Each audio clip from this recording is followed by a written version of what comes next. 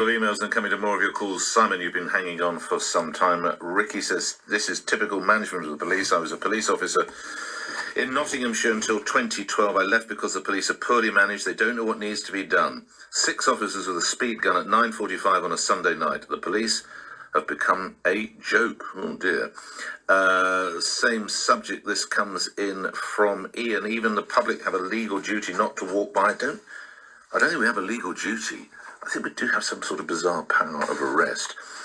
Richard says, DCI Mick Neville was a proper copper. I'm not being derogatory to PCSOs, but the latter have been regarded as cheap fill-ins for proper coppers. They're underpaid. They're not paid to put their own lives on the line.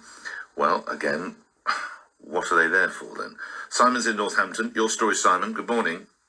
Morning, Nick. We spoke a little while ago about this, so I touched on it. So I just want to revisit it. My experience, well, I've got quite a poor perception of the police, is I was sexually assaulted and reported it to the police in 2015. Oh, dear. And for anyone that doesn't know the terminology, there was an MG11, which is the official statement that was taken. So you sit down, you have an interview with an officer, take a statement, you sign it.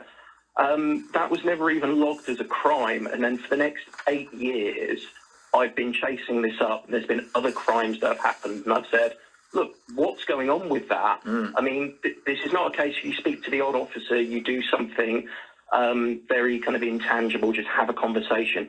These have been emails, tweets, every method you can think of, all the way to the Chief Constable Nick Adderley of my force. The response I get back is, quite recently, stop emailing all these senior people. And it was only yesterday the video statement was finally taken and this was logged as a crime 8 years after first going. So is this now active now? No, it's not. I tell you, there was only literally a statement been taken to pursue it and log it.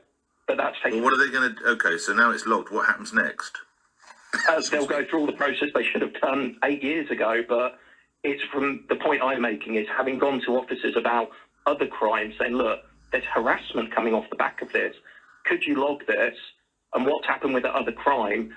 You get fobbed off. Well, I think there's a culture within the police. If it's too much like hard work, it will just be like, I don't really want to do that. That'll involve me looking into something. The example being, so just this year alone, 3 separate officers, I went to them about a crime. The first one said there's too many lines of inquiry there, so I'm shutting this down. I'm not going to log this as a crime.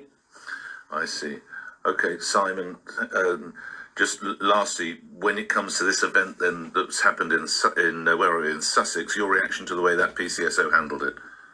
I just think it's a cultural thing. That's normal. I'm not saying it's acceptable, but they have a view of, oh, I'll have to, he said, I then have to deal with that, I then have to do something about it. Simon, thank you. Catherine in Potters Bar. Catherine, what story can you tell me? Good morning.